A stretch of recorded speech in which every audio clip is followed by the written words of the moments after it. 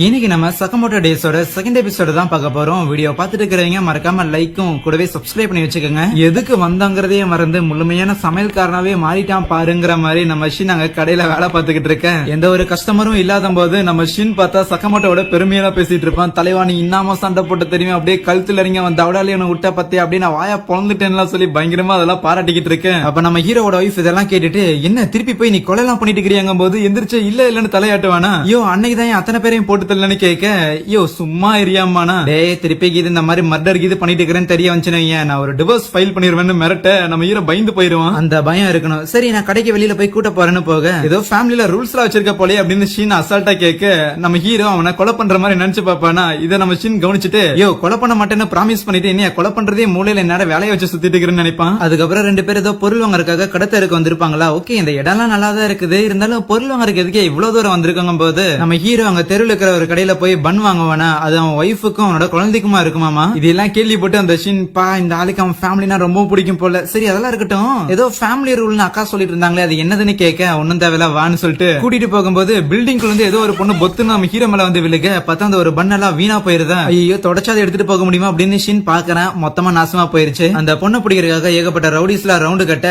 பார்த்தா அந்த பொண்ணு பேர் வந்து லூஷாவாமா. என்ன பொண்ணு பூனை மாதிரி அங்கேயும் தாவி போனா எங்கிட்ட இருந்து எஸ்கேப் ஆக முடியுமான்னு கேட்கும்போது நம்ம ஷின்னும் தலை ஏதோ பிரச்சனையாக போது போல நம்ம பண்ணு வாங்கிட்டு கிளம்பிடலாம். இந்த பண்ணை வாங்கிட்டு போகலன்னா என்னோட பொண்ணு ஃபீல் பண்ணுவான்னு நம்ம ஹீரோ அதே இடத்துல சேடா உட்காந்துருக்கு. அங்க வந்து ரவுடி பாய்ஸ் கூட அந்த லூஷா பயங்கரமா சண்டை போடுவாளா. எல்லாருமே ரவுண்டு கட்டும் போது அப்பயுமே வச்சு ஒவ்வொரு ஆளும் அங்கேயும் தூக்கி கிடச்சிக்கிட்டு இருக்க டக்குனு ஒருத்தன் தெரியாம பின்னாடி வந்து கிராப் பண்ணிடுறானா. கத்தையை எடுத்து சைலண்டா செதச்சரலான்னு குத்தலான்னு வரும்போது உள்ள போந்து நம்ம ஹீரோ அதை பிடிச்சிட்டு கத்தையை உடைக்கிறது மட்டும் இல்லாம அந்த ஆளுக்கு ஒரு குத்து விட பின்னாடி வந்து நம்ம ஷின்னுமே அட்டாக் பண்றான். கண்ணை எடுத்து அந்த பொண்ணை டார்கெட் பண்ணும்போது அவ அசால்ட்டா உள்ள போந்து சதக் புதகன்னு அடிச்சிடறா.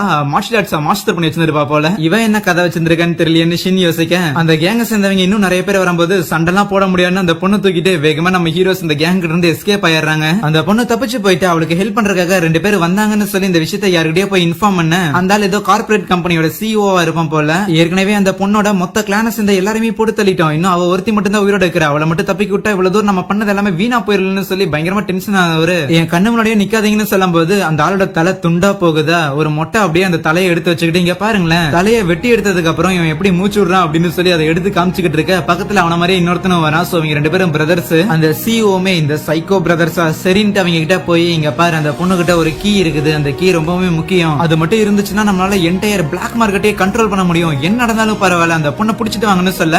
என்ன நடந்தாலும் பரவாயில்ல யார வேணா கொலை பண்ணலாமா என்னன்னு சொல்லி ஜாலியாவானுங்க. இங்க அந்த லூஷா கூட இவங்க ரெண்டு பேரும் வந்துகிட்டு இருக்கும் போது அவ சொல்றா ஒரு மாஃபியா ஃபேமிலியை சேர்ந்தவ அப்படின்னு லூ அப்படிங்கிற ஒரு கிளான சேர்ந்தவளாமா. அத பத்தி நம்ம சின்னுக்கு தெரிஞ்சிருக்குது. எதுக்கு நான் துரத்துறாங்கன்னு கேட்கும் போது ஏதோ இங்க பத்தியா இந்த கீ இருக்கு, என்னோட பேரண்ட்ஸ் இதை என்கிட்ட கொடுத்தாங்க, அதனால என்னாலும் இதை நான் பாத்துக்கணும்னு சொல்லும் போது அதுக்கு ஷின் அந்த கீ உங்ககிட்ட இருந்தா உன் உயிரே போகும் அப்படிங்கும் போது தேவையில்லாம எதுக்கு அதை வச்சுக்கிட்டு தூக்கி போட்டுன்னு சொல்ல. என்னால முடியாது, இந்த ஒரு கீயை ப்ரொடெக்ட் பண்றதுக்காக தான் என்னோட பேரண்ட்ஸ் இறந்து போனாங்க. ஈவன் ஏதோ பெரிய சண்டை நடந்துட்டு இருக்கும் போது கடைசி மொமெண்ட்ல அந்த ஒரு கீ அவளோட கழுத்துல போட்டு விட்டு அவளை மட்டும் எஸ்கேப் ஆக விட்டு இருந்திருப்பாங்க. அப்படி இருக்கும்போது அவ்வளவு ஈஸியா அந்த கீயை நான் போக விட்டுட்டேன்னா எப்படி நான் சொர்க்கத்துக்கு போகும்போது என்னோட பேரண்ட்ஸோட மூஞ்சில முழிப்பேன். உங்களுக்கு இதை பத்தி கவலை வேணாம், உங்களை பாதர் பண்ணதுக்கு நான் மன்னிச்சிடுன்னு சொல்லி அங்கிருந்து போக சின்ன பின்னாடி ஃபாலோ பண்ண பார்க்கும்போது ஹீரோ பிடிச்சி இழுத்துட்டு அங்கிருந்து போறதுக்கு முன்னாடி அந்த லூஷா கிட்ட உனக்கு பன் எப்படி மேக் பண்றதுன்னு தெரியுமான்னு கேட்கும்போது பன்னா என்னோட பேரண்ட்ஸ் சொல்லி கொடுத்துருக்காங்களே. நம்ம ஷின் தலை வேணா இந்த பொண்ணை பார்த்தாலே எனக்கு ஏதோ கெட்ட வாழை அடிக்குதுன்னு சொல்லிட்டு இருக்கவே நம்ம ஷாப்பிங் வேலை எல்லாம் முடிஞ்சிச்சு, இந்த பொண்ணை இன்னைக்கு நம்ம காப்பாத்த போறோம், பிளஸ் நான் காப்பாத்து உயிரோட கூட்டிட்டு போயிட்டேன் அப்படின்னா நீ எனக்கு பண்ணு செஞ்சு கொடுக்கணும் டீலான்னு கேட்க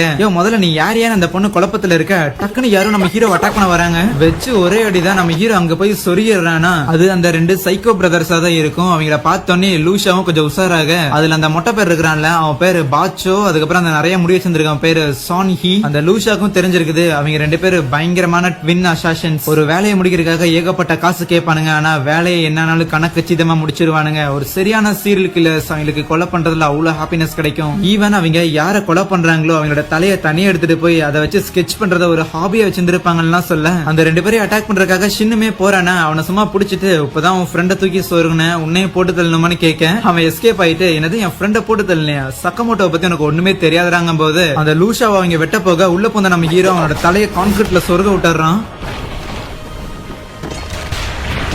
ஒரு ரூஃப் உடைஞ்சு ஏதோ கிச்சன் மாதிரி இடத்துக்குள்ள வந்திருப்பாங்களா. அந்த நீலமுடிக்காரன் நம்ம லூஷாவை பார்த்துட்டு, ஹே பொண்ணு, உங்ககிட்ட இருக்கிற அந்த ஒரு கீயை மட்டும் கொடுத்துரு, உன்னை நாங்க ஈஸியா போட்டு தள்ளிடுறோம். முடியாது, என்னோட பேரண்ட்ஸ் இதை ஒப்படைச்சாங்க.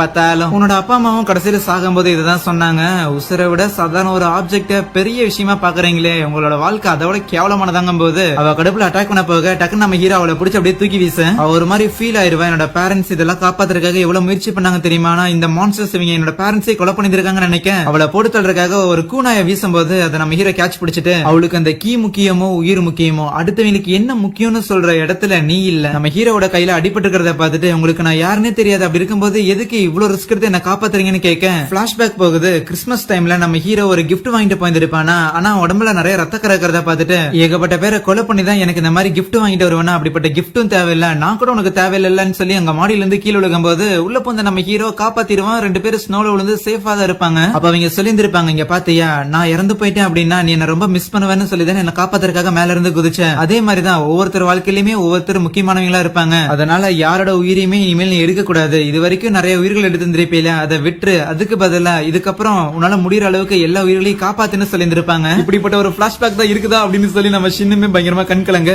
அதுக்கப்புறம் என்ன சண்டை தான்.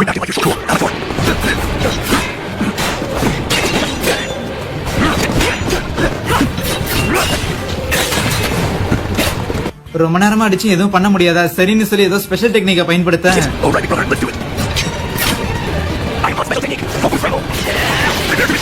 நின்ன இடத்துல இருந்தே எல்லாத்தையும் நம்ம சக்கமோட்டோ தப்பிச்சிருந்திருப்பான். லைட்டா கழுத்துல கிராம்ப் ஆயிருந்திருக்கும். என்ன பண்ணாலும் தப்பிக்கிறியா, சரி விடு, இதுதான் கடைசி டெக்னிக்கா இருக்க போது. இந்த ஒரு டெக்னிக்க இதுக்கு முன்னாடி வரைக்கும் 2 பேர் தான் பாத்துருக்காங்க, நீ தான் 3வது நபரா இருக்க போறன்னு அட்டாக் பண்ண போக அண்டாவை எடுத்து மண்டையில அடிச்சு ஒருத்தனை படுக்க போட்டு ஒரு தவாவை எடுத்து அவனோட கத்தியை உடச்சு போட்டுருவான். இவங்களை எதுவும் பண்ண முடியலன்னா அந்த பொண்ணு அட்டாக் பண்ணான்னு போகும்போது ஷின் கைத்த போட்டு இழுக்க ஒரு ஃப்ரிட்ஜை தூக்கி அப்படியே வச்சு சொருகிடுவாங்க அந்த இடத்துல. அவ்வளவுதான், 2 பேரும் பினிஷ். இதை பார்த்து வாயா பொழுது அந்த லூஷாங்கிற பொண்ணு, ஏய் யாரா நீங்கன்னு கேட்க, மளிகை கடையில வேலை பாக்குறேன் பாப்பான்னு சொல்லுவாங்களா. இன்னொரு பக்கம் அந்த CEO ஏன் அந்த 2 பேரும் வரலன்னு பயங்கரமா கதறிக்கிட்டு இருக்கேன். இந்தாப்பா டெலிவரி வந்திருக்குன்னா அவங்க 2 பேரையும் கட்டி நம்ம ஹீரோஸ் 2 பேரும் கூட்டு வந்திருப்பாங்க. பின்னாடி வந்த லூஷா பொண்ணு கத்தி எடுத்து கழுத்துல வைக்க, என்ன மன்னிச்சிடு, உன்னோட பேரண்ட்ஸ் கொண்டதுக்கு என்ன மன்னிச்சிடுன்னு சொல்லும் போது, நீ மன்னிப்பு கேட்கறங்காட்டி என்னோட பேரண்ட்ஸ் திருப்பி வர மாட்டாங்க, இதுக்கு நீ அனுபவிச்சுதான் ஆகணும்னு அவன் மூஞ்சியை பயங்கரமா பொழந்து விட, இது போதுமான்னு சொல்லி சின்னும் அட்டாக் பண்ணான்னு போக நம்ம ஹீரோ சின்னோட கழுத்தை உடைக்கிற மாதிரி யோசிச்சு பார்ப்பான். ஐயோ எதுக்கு எப்ப பார்த்தாலும் என்னைய போட்டு மாதிரி நினைக்கிறேன், அது உன்னோட பிரச்சனை கிடையாது, அதனால நீ அமைதியா இருக்கணுங்கிறங்காட்டி தான். அப்ப அந்த ஒரு லூஷாவுமே உன்னை அப்செட் பண்ற எல்லாருமே நீ கொலை பண்ணணும் அப்படின்னா அது நடக்காது, சோ அதனால கடந்து போய் சிரிச்சுக்கிட்டே வாழ்றதா ஒரு ஹாப்பியான லைஃப்னு என்னோட அப்பா சொல்லியிருக்காருன்னு சொல்லுவா. இவ்வளவு போராடின அந்த ஒரு கீயை பயன்படுத்தி அங்க இருக்கிற ஒரு வால்ட் ஓபன் பண்ணுவாங்களா.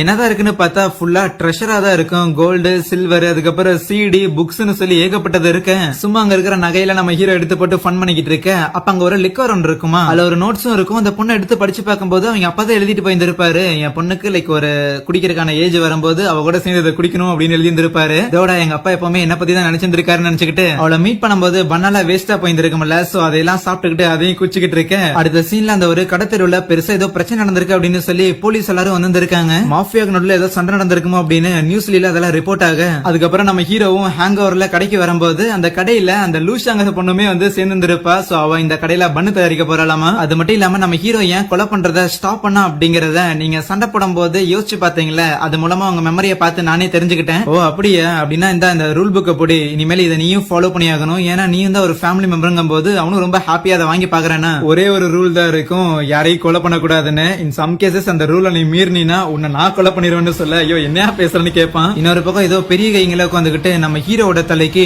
100 கோடி பவுண்டி செட் பண்ண அங்கே இந்த ஒரு எபிசோடே முடிக்கிறாங்க. எனிவேஸ் வீடியோ பிடிச்சிருச்சுங்கும் போது மறக்காம லைக் பண்ணிட்டு கூடவே ஒரு கமெண்ட் பண்ணிருங்க. பிளஸ் அடுத்த எபிசோட் பாக்குறதுக்காக சேனலையும் சப்ஸ்கிரைப் பண்ணி வச்சுக்கோங்க. சரியா, தேங்க்யூ.